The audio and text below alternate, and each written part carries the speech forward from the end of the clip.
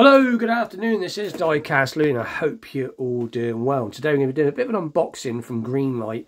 I've got quite a cool 50s car to unbox from Greenlight. And I thought rather than just do that and it'd be quite a short video, which isn't going to be an overly long video anyway, but I thought why not show some other 50s cars and show other 50s brands of 50s cars. In other words, like Mini GT, Auto World, etc, etc, and sort of, I don't want to say which is the best. I mean, I know in the title of the video it does say which is the best, but that's basically what I'm trying to come to the conclusion of who makes the best 50s model car. I love 50s cars, and yeah, that's why I'm doing it. But anyway, let's get further into it and take a look at the first piece. It is very dark in here, so we're going to be taking a look at this 1955 Cadillac Fleetwood Series 60. It really is dark. Let's see if I open the curtain a minute, because I had to shut the curtains because I couldn't see, and now I can't see very well. Let's see if that makes it any better. Has it got too much shadow now? No, that's not very good. Let's keep the curtains closed and just muddle through. So anyway, I got this about a week ago now, and it's the first time I've ever bought Greenlight on the peg, so to speak. When I was at my nearest city, there was a shop there which I believe was called Toy Master, and he obviously must be importing or found someone that does distribute Greenlight, and it wasn't expensive. As you can see, it's $9.99. I'll put my camera up slightly, but just see. So there you go. That is what I paid for it. Get some extra zoom on. That's better. So there you go. That's what I paid for it. So not expensive when you think of what we all pay for diecast. Is not expensive. And look at Hot Wheels. So anyway, picked this up. Not particularly my cup of tea of film. Not a bad film, but I mean, I love diecast cars that are related to films. I nearly made my channel before I started my channel. It was going to be a movie themed channel, but it never did go that way. But like I said, I don't know what that was in the background. I just wanted the car because of the car rather than because of the movie. Anyway, let's get into the car. So just bear with me while I find my scissors. Right, I had to open my drawer, so I got them. So let's try and open this very quickly. So if this bores you to tears, you can always fast forward through this little bit. That should do it. So this is not as old as I thought. I don't know how long they've been making this casting for. That's not my thing. I don't really research that, but it looks to be a 22 copyright, so it's not the oldest of Greenlight castings.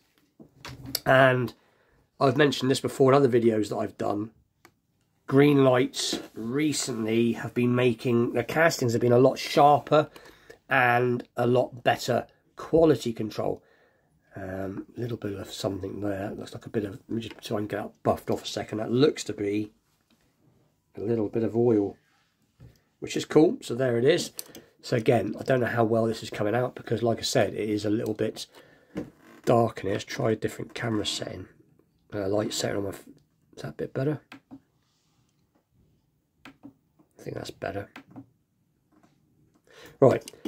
So, straight out of the box, I can't see any faults with the car. It is very, very nice. It looks to have lensed headlights, which Greenlight do every now and again.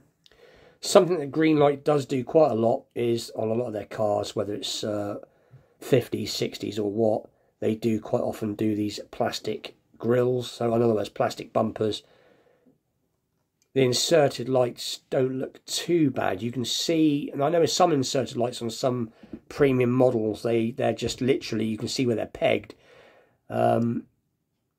This does look to be, I'm not quite sure, they look like they're glued in, but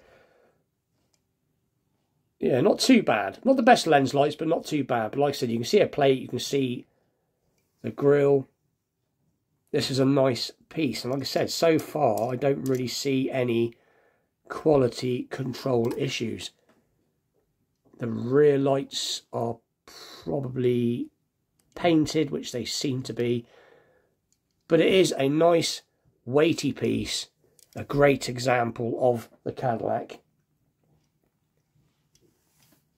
They'll say a little bit of oil on it, which is fine. They sometimes do put oil on some of their cars. That bit would have been where the exhausts are. So if you're a movie car fan, you'll like this because obviously it is from the movie.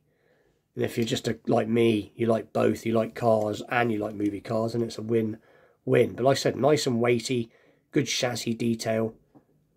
Wheels seem to be a little bit on, well, I'll say a little bit on the thick side. These were quite large tyres on this car because it was a large car.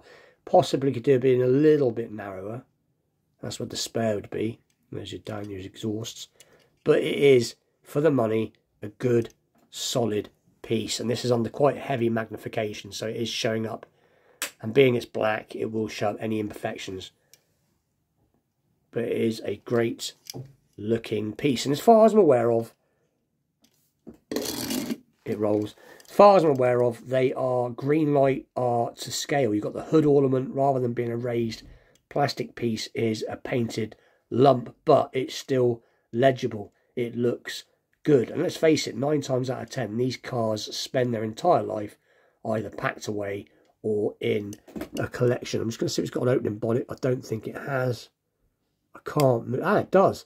Okay, it has an opening bonnet. Doesn't want to open very far. Let's just not try and snap it. So that was a surprise. So it does have an engine in there, which, excuse my horrible fingernails, because I'm always working on real cars. It has an engine. So that's quite a nice surprise. Great shut lines. So, yeah, it shuts quite nicely. So, like I said, Greenlight of recent have been making really good waves with their cars and for the money. So I hope they carry on making more and more like this, because this is probably one of the best 50s cars I've seen in a long time for detail, good build quality, and just general, just a nice piece and affordable. So that is a good looking piece, especially, I said, if you like your 50s cars.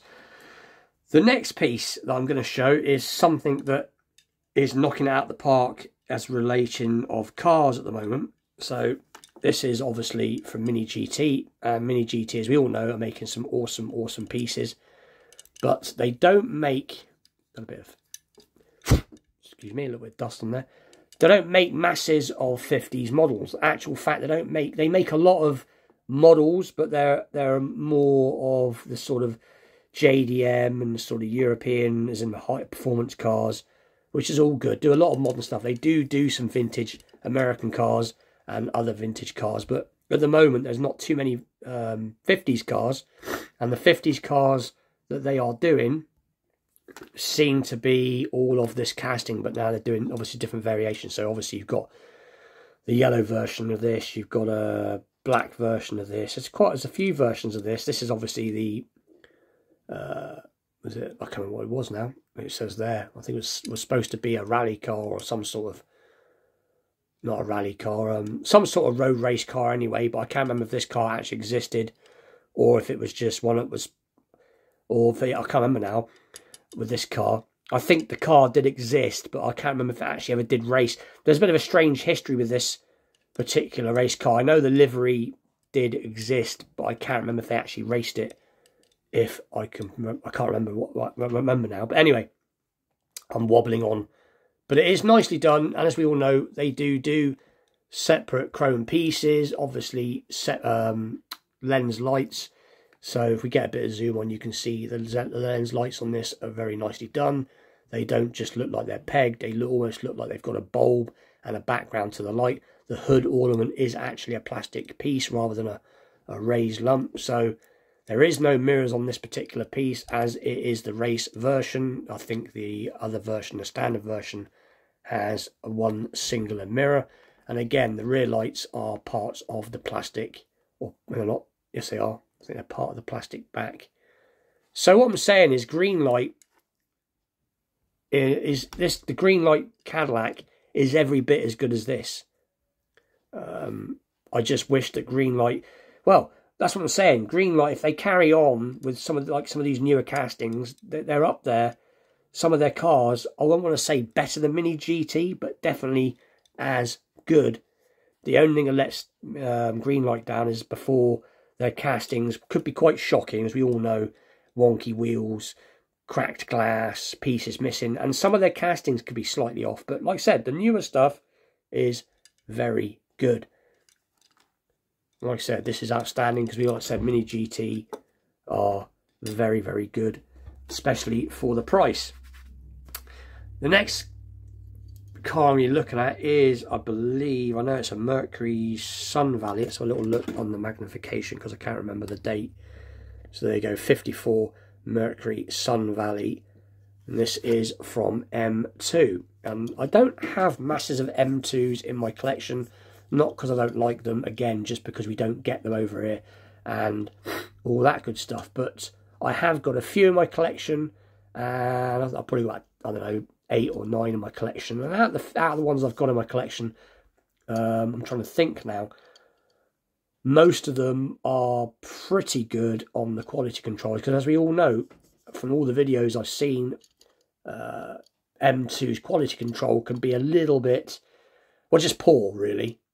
Which is a shame because they do a lot of 50s cars, and there's nothing wrong with the cars is in that respect. And I've heard that they're slightly overscale. Again, I could be wrong. I've heard other people say that they can be a little bit bigger than standard 164. But again, I don't know how true that is. But looking at this, it's nicely done. Again, you've got quite crude lens lights on this one. They are just like plastic lumps, but again, this is under magnification. You have got a hood ornament which is quite big, but then again, it would have been quite a big hood ornament. But like I said, under magnification, when you compare it to the Greenlight and obviously the Mini GT, this is the cruder casting. It's not as nicely finished and not as nicely done, but it's still a very good piece. And I know that M2 is very popular and people love to collect it, and I would collect more if it was more readily available. As you can see, the rear lights has got paint just splodged rather than carefully put on. But like I said, it is a good model. This was one that was bought by my son. I do like the real car. The Sun Valley is a good looking piece in real life, good looking car. This does have an opening bonnet, which on this one, the engine's done very nicely, opens very nicely and closes very nicely. And the doors are a bit tight on this, but they do open. Oh, that one, there you go. So it is quite nicely done. And what I like about M2, the one thing I do like about M2, so I'm not knocking M2, I'm just doing my own, what I see, opinion of how cars are put together. M2 do a lot of 50s cars. They do a lot of cars that a lot of other model companies aren't doing. And as we've all wished for, if M2 got their quality control, which again, this one's a good one. When they're on it with their quality control, they are great for the price, especially if you want some of those more unique 50s and 60s cars. They tend to make it. This one is obviously, like all of them, metal body, metal base. The tyres are quite thin, but then again, that's what they would have been like on this car from the era. And you can obviously take them to pieces. So they've got their good points and they've got their bad points. And that is like anything with anything that you collect. But this is a good, solid car. So that is the 54 Mercury Sun Valley. Is that right? Yeah, Sun Valley. Awesome piece. I think there's also another one called a Sunliner as well. I can't remember now. The next piece we're going to be looking at is one from Johnny Lightning. So we will zoom out slightly. So this is from Johnny Lightning. I can't remember if this is... There's another fingerprint. It's my fingerprints. As we all know, Johnny Lightning usually, especially of old, was always not to scale. They never advertised they were to scale. And now they're obviously, I think it's round 2 that's got them now. I know a lot of their newer stuff, as I've heard, is to scale now, but they concentrate mainly on their auto world being to scale. And I think I heard somewhere in one of the interviews someone was doing with them, I think that was on the Diecast Media Network, they were doing an interview with the somebody from round two, and they were saying that their cars, all the modern Johnny Lightning now, is to scale pretty much. I think their wheels are the things that are not to scale, apparently. But this is a 51, is it 51 Hudson Hornet? I think it's 51 Hudson Hornet, which is an awesome car in real life. And this is in what looks like a bit like a hot rod version. It's just basically the paintwork is in a hot rod looking version. I'm trying to think what it's from now, what series it's from. Is it Street Freaks? But it is very nicely done. It is more to the, looks to be like it's in scale. Painted details. Everything's blacked out on this because it is obviously a hot rod version. The lights are just just painted lumps basically, but that's cool. I know this particular one has a nice engine. The engine's very nice on this one. If I can get the bonnet to open. So there it is. Got the twin H power on the top. But that is what the engine was like. So it is nicely done. So that they've got spot on. But like I said, Johnny Lightning do a real array of cars. A bit like M2. They do quite a lot. There's a lot of choice there. And a lot of their new stuff, like I said, from what I believe, is to scale. And if we compare this to this car, there's a little bit of difference there. Now, I know the Hudson Hornet's quite a big car, but so's that Lincoln. So maybe it's not fully to scale, but it's not far off. And if it's in the same, excuse me, cabinet, you would not be too bothered if it is slightly under scale or not. But like I said, I'm sure this car is as big as this car. But like I said, it's not far off. So let's put those two back. And the last car, because this video is definitely stretching on a bit and I don't want to bore you all to tears. So this is one of my favourite, well, actual fact, this is my favourite 50s car. One of my favourite cars of all. And it is the 58 Plymouth Fury. I really do love this car. I would love if I could afford to have one. But as we all know, Furies are rare. They never made a massive amount of them, of the Furies. They made lots of Savoys and Belvederes and all that good stuff. But the Furies, there wasn't many of them. Hence today they're worth, in real life, a lot of money. But this is from Auto World. And Auto World, again, for the money, this is knocked out the park. They've done a really good job. And Auto World always do a great job with all their cars, especially for the price. And Auto World's probably, as we all know, is very, very popular. Very, very popular. And this is no exception. This is what I call the murder version. I've got a few versions of this in 164 now. I've got the burnt version, this version, the partially restored. And the version that I want the most is the one with a little for sale card, which I do think they do in 164, but I've not come across it yet. But this is, as we all know, they advertise they're true to scale. So obviously it is to scale. And doesn't have any lens lights. But again, you can forgive it for the price. And if we get a little extra zoom on. So there you go. Correct plate. The Furies had this tick. Obviously the non-Furies didn't have the sort of upturned tick. There is the front.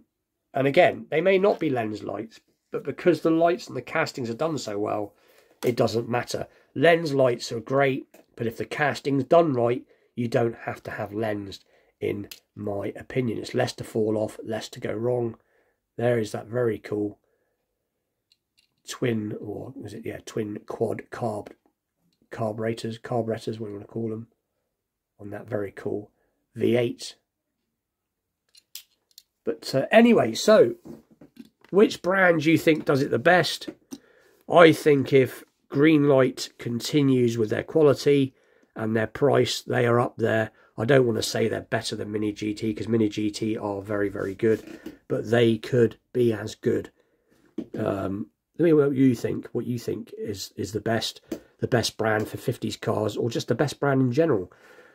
Auto World, obviously, are true to scale, but my favourite car here is obviously going to be this one, because it's my favourite 50s car. But if I had to pick out a favourite car that's done the best out of these cars anyway, it's got to be this. This is done very nicely.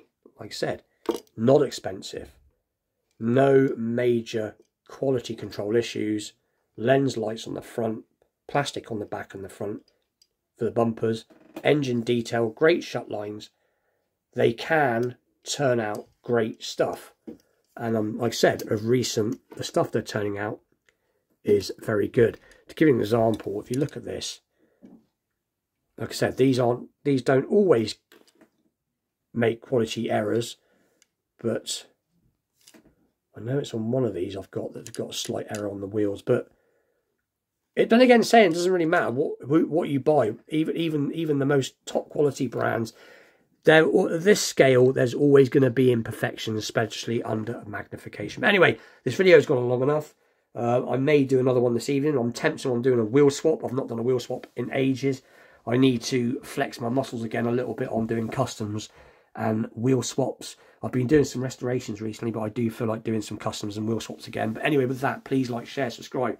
Stay tuned for more premium unboxing videos, challenge videos. Stay tuned for tomorrow's Vintage Diecast Monday episode. I've got a very cool piece to unbox tomorrow for that. And with that, I'll see you all very soon. Thanks for watching.